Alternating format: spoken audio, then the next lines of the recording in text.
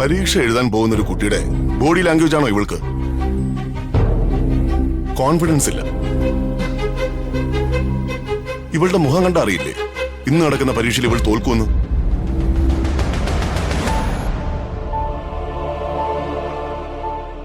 ഞാൻ ഇവളുടെ അച്ഛൻ മാത്രമല്ല, വിദ്യാഭ്യാസ മന്ത്രിയും കൂടെയാ.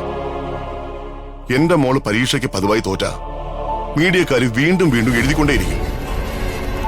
അതിന്റെ നാണക്കേടെ എനിക്കാ.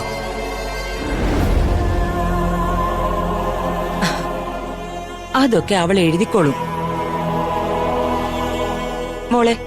മോളിരിക്കെ, ഞാൻ വിളമ്പി തരാം.